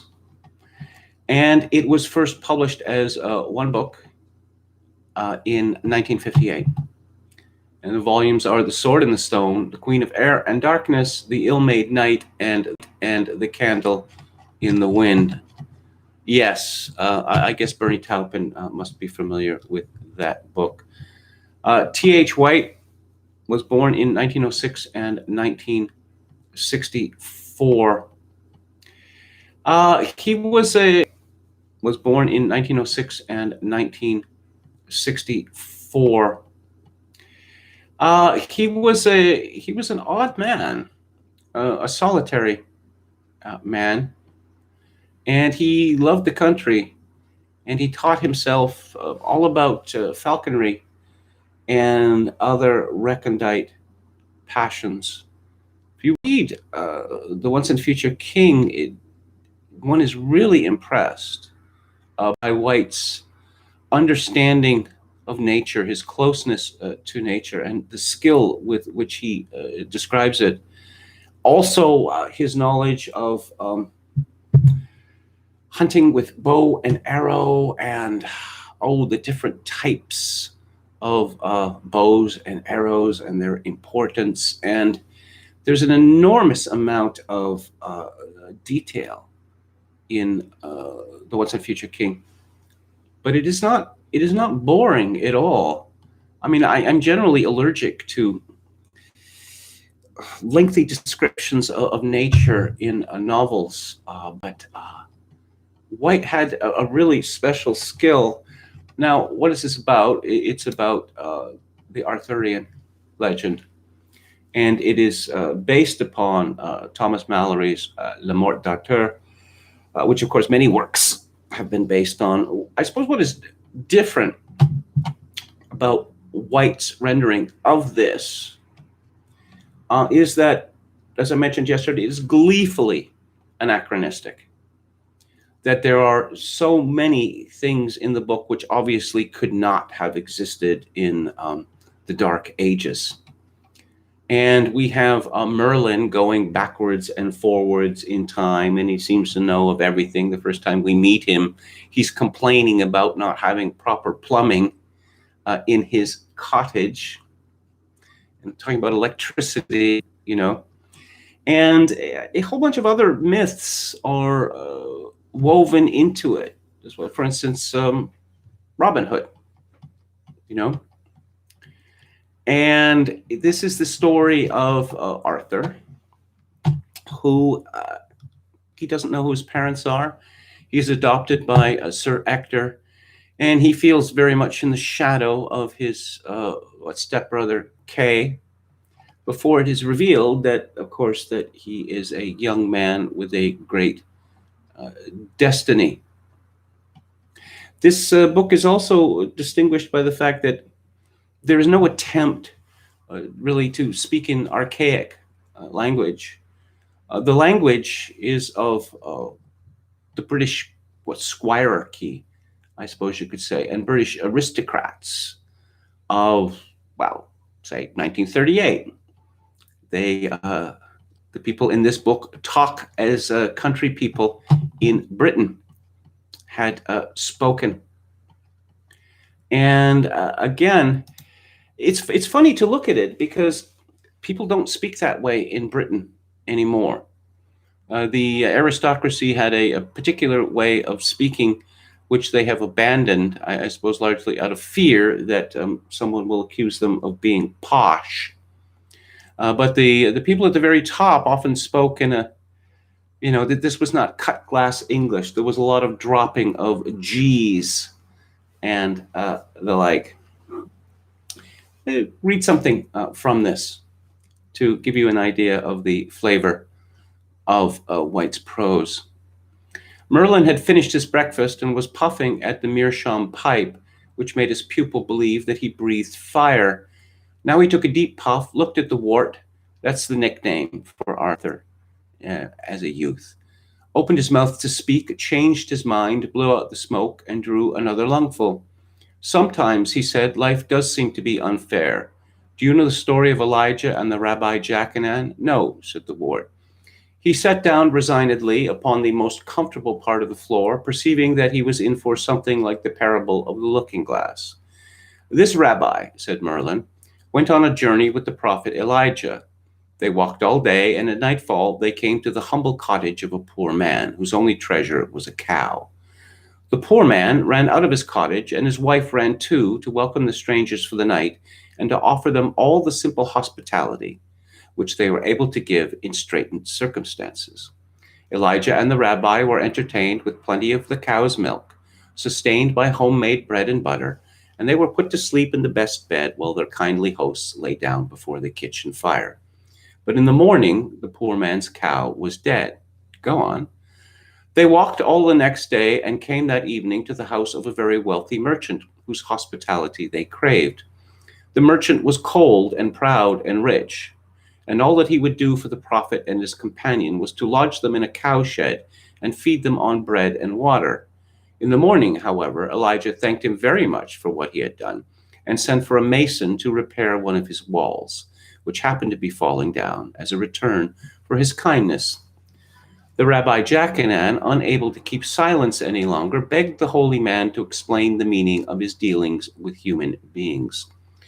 In regard to the poor man who received us so hospitably, replied the prophet, it was decreed that his wife was to die that night, but in reward for his goodness, God took the cow instead of the wife. I repaired the wall of the rich miser because a chest of gold concealed the wall himself, he would have discovered the treasure. Say not, discovered the treasure. Say not therefore to the Lord, what therefore is in thy heart, must not the Lord the earth do right? It's a nice sort of story, said the wart, because it seemed to be over. I'm sorry, said Merlin, that you should be the only one to get my extra tuition, but then, you see, I was only sent for that. I do not see that it would do any harm for Kay to come too, nor do I. But the Rabbi Jackanan did not see why the miser should have had his wall repaired. I understand that, said the wart doubtfully, but I still think it was a shame that the cow died. Could I not have Kay with me just once? Merlin said gently, perhaps what is good for you might be bad for him. Besides, remember, he has never asked to be turned into anything He wants to be turned for all that. I like Kay, you know, and I think people don't understand him. He has to be proud because he is frightened. You still do not follow what I mean. Suppose he had gone as a Merlin last and failed in the ordeal and lost his nerve. How do you know about that ordeal? Ah, well, there it is again. Very well, said the ward obstinately, but suppose he had not failed in that ordeal and had not lost his nerve. I don't see why you should have to suppose that he would have. Oh, flout the boy, cried the magician passionately. You don't seem to see anything this morning. What is it you want me to do? Turn me, Kay, into snakes or something? Merlin took off his spectacles, dashed them on the floor, and jumped on them with both feet. Castor and Pollux, blow me to Bermuda, he exclaimed, and he vanished full roar. The ward was staring at his tutor's chair in some perplexity. A few moments later, when Merlin reappeared, he had lost his hat, and his hair and beard were tangled up as if by a hurricane. He sat down again, straightening his gowns with trembling fingers. Why did you do that? Asked the ward. I did not do it on purpose. Do you mean to say that Castor and Pollux did blow you to Bermuda? Let this be a lesson to you, replied Merlin, not swear. I think we had better change the subject. Now, as you can gather from the excerpt that I read, the Arthurian legend exists at a time when you had the new religion of Christianity, but you had the old religion of the gods and magic, and there was a coexistence between them. If you've seen John Boorman's film Excalibur, and you should because it is excellent, John Boorman, who has been obsessed his whole life with the Arthurian legend, he sees this as the passing from one age to another, from the age of magic to the age of reason.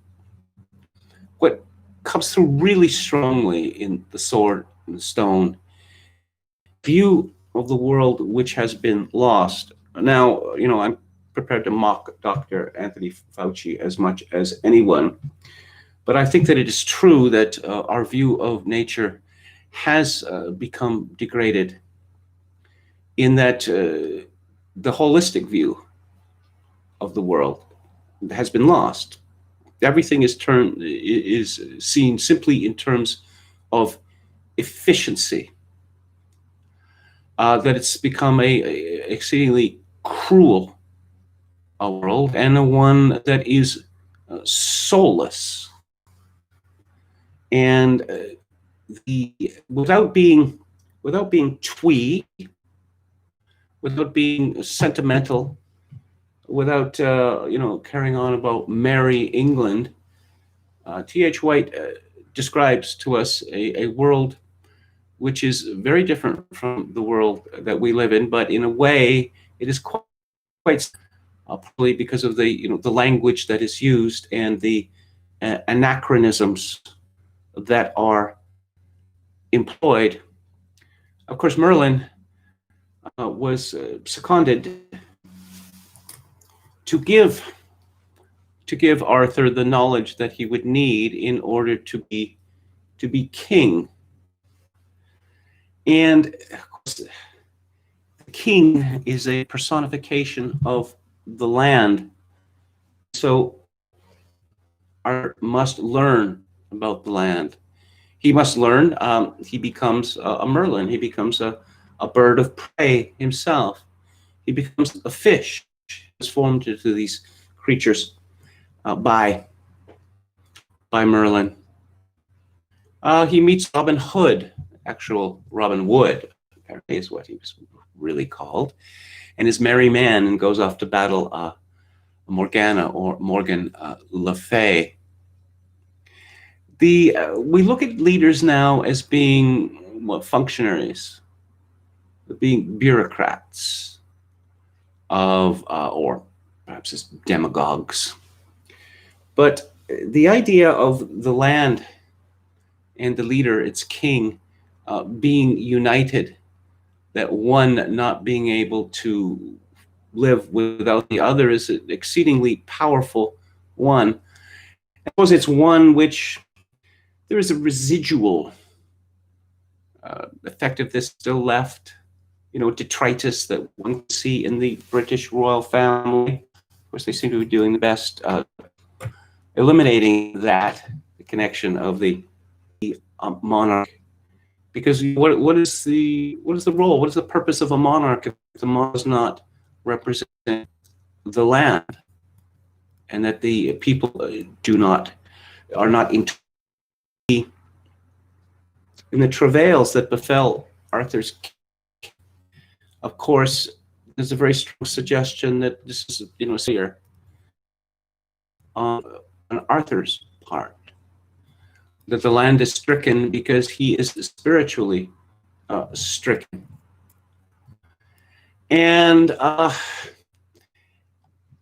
T.H. White has is very good with how would I say, rough poetry, the rough poetry of what fish and fowl and the like. Here, there is a sort of, how would I put it, a summit meeting of the birds of prey. They all sang together, learned by Colonel Cully, a bird, at the top of his voice, the terrible moonlight. The mountain birds are sweeter, but the valley birds are fatter, and so we deem it meeter to carry off the latter. Met a cowering coney and struck him through the vitals. The coney was like honey and squealed our requitals. Some struck the lark in feathers, whose puffing clouds were shed off. Some plucked the partridge's nethers, while others pulled his head off. But Wart, the king of merlins, struck foot most far before us. His birds and beasts supply our feasts, and his feats our glorious chorus. But Wart, the king of merlins, struck foot most far before us. His birds and beasts supply our feasts, and his feats our glorious chorus. This is it's a very long book, but I don't know, people read these Harry Potter books, like 900 pages, and it describes this term. Incident in the once and future king. And the Arthurian myth is, it seems to me that all life is in the Arthurian myth. There's a powerful sense of mystery about it, which explains, I guess, why it is eternally popular. The historical existence of King Arthur, it's not particularly relevant, really, because Mallory and others, they created an Arthur who is just as real as actual historical king, a king just as majestic, just as powerful as he has been turned real by our belief in him. And our belief in him. And I'll read some more. I'll read some more from this book, which again, I think a lot of people listening to this stream are thinking this isn't the sort of thing that I would like to read, but I think that you will be surprised. Let's see. At this, lovely old man got up at the furthest end of the hail, but still able and willing and happy to quaver out the song, which he had sung for the pleasure of the forest sauvage, since before it was bound up in a kind of tight crate. Could not hear him at the high table, far away in time to be across the room, but everyone with a cracked voice was singing, and everyone loved it. This is what he sang. When Walking Cole was walking through the street, he saw a lovely lady stepping in a puddle. She lifted her skeet for to hop a course, and he saw her ankle. Wasn't that a fuddle? It could he add to. There were about 20 verses this song in which Wold King Cole mostly saw more and more things that he ought not to have seen. And everyone cheered at the end of each verse until, at the conclusion, old Ralph was overwhelmed with congratulations and sat smilingly to a replenished meg of mead. It was now Sir Hector's turn to wind up the proceeding importantly and delivered the following speech. Tenants and otherwise, unlike as I am to public speaking, there was a cheer at this, for I recognized the speech which Sir Hector made for the last and welcomed it like a brother. Unaccustomed as I am to public speaking, it is my pleasant duty, I might say my very pleasant duty, to welcome all and sundry to this homely feast. It has been a good year, and I say it without fear of contradiction in pasture and plough. We know how Crumbach or Savage won the first prize at Carlisle Cat Show for the second time, and one more year will win the cup outright. More power to the Forest Savage. As we sit down tonight, I notice the faces among us and have been added to the family circle. Such matters are in the hands of an almighty providence to which I feel thankful. We ourselves have been first created and then spared to enjoy the rejoicings of this pleasant. I think we're all grateful for the blessings which have been showered upon us. Tonight we welcome in our midst the famous King Pellinore, whose labors in our for the redoubtable Questing Beast are known to all. God bless King Pellinore here. And also Sir Gromor, though I say it to his face, who will stick to his mount as long as his quest will stand up in front of him. Hey! Finally, last but not least, we are honored by from His Majesty's most famous huntsman, Master William Twitty, who will, I feel sure, show us such sport tomorrow that we will rub our eyes and wish that a royal pack of hounds always be hunting in the forest, which we will know well. Thank you, my dear friends, for your spontaneous welcome to these gentlemen. They will, I know, accept it in the true and warm-hearted spirit in which it is offered. And now it is time I should bring my brief remarks to a close. Another year has almost sped, and it's time that we should be looking forward to the challenging future. What about the cattle show next year? Friends, I can only wish you a very Merry Christmas, and after Father Sidebottom has said our grace for us, we shall conclude with a singing of the national anthem. Of course, there was no national anthem in those days, but we have a Sir Hector speaking as an after-dinner speaker might at some hunt club gathering in the 1930s. And again, I find it all exceedingly delightful. Those are my thoughts on the once and future king. What are we going to be talking about next week? Culture-wise, well, just let me check this out. We have a British movie on Sunday, which is set in Bethnal Green in London immediately after the end of the Second World War. It is called It Always Rains on Sunday, directed by Robert Hamer. On September 17th, I'm going to be discussing 6 cartoons by Tex Avery. On September 24th, a Japanese film, Good Morning, by Yasujiro Ozu, and October 1st, a exceedingly funny movie by the great Albert Brooks called Modern Romance.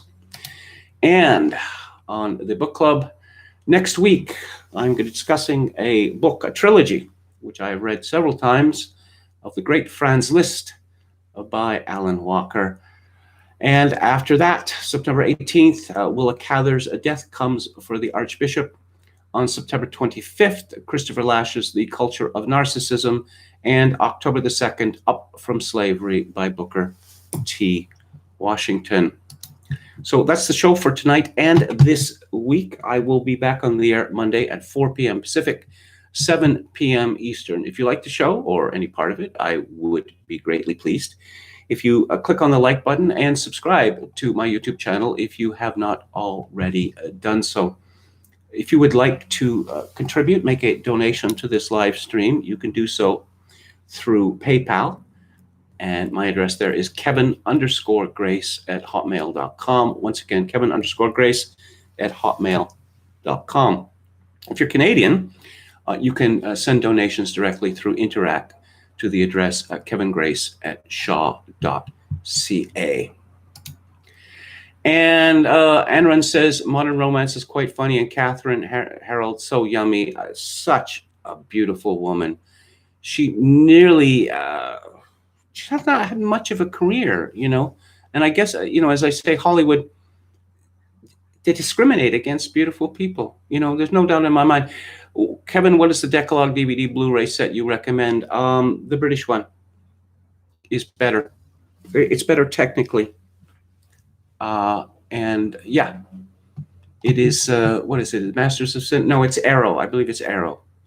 You can, if you go to DVD Beaver, you'll get the side-by-side comparison. And he agrees with me as well. MCT says it's another beautiful day at the Red Pony Bar and continual soiree. KMG, much gratitude. Gracefuls, have a lovely weekend. Good night, all. Well, thank you for that. Paint a decent painting says Tiger King is cool. If you message Mrs. Baskin, you ought to run her out of town before she gets all the private zoos shut down. Darn tootin'. Halper says, I was just old enough to watch the Dodgers Mets NLCS in 1988. Very exciting that was. Glib Medley against Boston in 7. The great Game 6. Mookie Wilson grounded home the winning run between Buckner's legs. Yes, I remember that play very well. And Buckner should have been pulled out of the game. It's not really his fault, but the Red Sox had an idiot for a manager. Buckner couldn't hit because of injury, and he couldn't field, but the manager was not ruthless enough. If your first baseman can't hit and he can't field, you replace him with someone who can. So I will leave you with this, the traditional benediction in these days of social atomization and civilizational collapse. I do dearly wish that you, my dear listeners and viewers, manage to form some kind of genuine human connection in order to ease the burden. Good night.